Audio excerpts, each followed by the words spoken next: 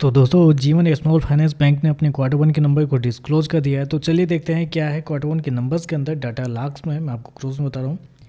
तो देखिए पिछले क्वार्टर की बात करते हैं तो पिछले क्वार्टर में कंपनी ने 1843 करोड़ का टोटल इनकम जनरेट किया था। पिछले साल 1774 करोड़, जबकि अभी देखें तो 1867 करोड़ आपको जाता हुआ देखने को मिला। तो कंपनी का टोटल इनकम देखें तो आपको साल दर साल क्वार्टर क्वार्टर बढ़ता हुआ देखने को मिला है। कंपनी के इंटरेस्ट इनकम की बात करते हैं तो देखिए पिछले क्वार्टर में 1573 करोड़ जनरेट किया था। पिछले साल 1577 करोड़, अभी देखें तो 1618 करोड़ आपको जाता हुआ देखने को मिला। तो इंटरेस्ट इनकम भी देखें तो आपको साल दर साल क्वार्टर क्वार्टर बढ़ता हुआ देखने को मिल रहा है। कंपनी के नेट इंटरेस्ट इनकम की बात करते हैं, एनआई की बात कर लेते हैं। तो देखिए पिछले साल कंपनी का जो नेट इंटरेस्ट इनकम था 942 करोड़ था। पिछले क्वार्टर में देखते हैं तो पिछले क्वार्टर में 864 करोड़, जबकि इस क्वार्टर में देखते हैं तो 856 करोड़ आपको जाता हुआ देखने को मिला। तो कंपनी का नेट इंटरेस्ट इनकम देखें तो आपको साल दर साल क्वार्टर क्वार्टर गिरता हुआ देखने को मिला है, जो कि यहाँ पे थोड़ा सा निगेटिव आपको देखने मिला है। कंपनी का नेट इंटरेस्ट इनकम गिरता हुआ देखने मिला है। कंपनी का टोटल इनकम इसलिए बढ़ा है ये भी क्योंकि हर बैंक के साथ यही आ रहा है इस क्वार्टर में। इन्वेस्टमेंट जितना कंपनी कर रही है उस पर कंपनी को इस क्वार्टर में अच्छा खासा फायदा हो रहा है, जिसकी वजह से कंपनी का टोटल इनकम बढ़ रहा है। हर बैंक के साथ यही हो रहा है। कंपनी का नेट इंटरेस्ट इनकम मोस्टली बैंकों का इस क्वार्टर में गिरता हुआ ही देखने को मिला है।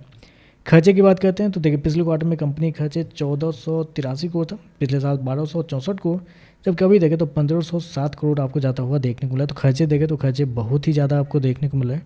मतलब रेवेन्यू ठीक है, कंपनी का 5-6% के आसपास बढ़ा है, लेकिन खर्चे देखते हैं तो खर्चे लगभग 20% के आसपास आपको बढ़ते हुए देखने को मिला। तो खर्चे बहुत ज़्यादा इस क्वार्टर में देखने को मिल रहा है।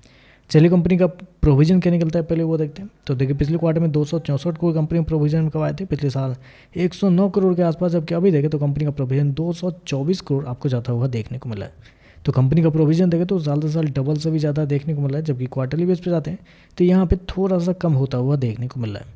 चलिए कंपनी के प्रॉफिट क्या निकलते हैं वो देखते हैं। तो देखिए पिछले क्वार्टर की बात करते हैं तो पिछले क्वार्टर में 83 करोड़ का प्रॉफिट था। पिछले साल 301 करोड़, अभी देखें तो गिर के 103 करोड़ आपको जाता हुआ देखने को मिला। तो कंपनी का प्रॉफिट देखें तो साल दर साल एक बड़ी गिरावट आपको देखने को मिले। लगभग 33 मतलब 66% के आसपास की गिरावट है कंपनी के प्रॉफिट के अंदर साल दर साल।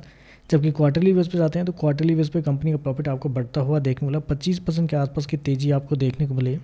तो क्वार्टरली बेस पे बढ़ा है, लेकिन साल दर साल आपको गिरता हुआ देखने को मिला। एनपीए की बात कर लेते हैं तो ग्रॉस एनपीए पिछले साल कंपनी का 2.52 था। पिछले क्वार्टर में 2.18, अभी देखें तो 2.52 है। तो ग्रॉस एनपीए साल दर साल तो फ्लैट है, लेकिन क्वार्टरली बेस पे देखते हैं तो आपको बढ़ता हुआ देखने को मिल रहा है। जबकि नेट एनपीए देखते हैं तो 0.41 से बढ़ के 0.70 आ चुका है, जबकि पिछले क्वार्टर में 0.49 के आसपास था।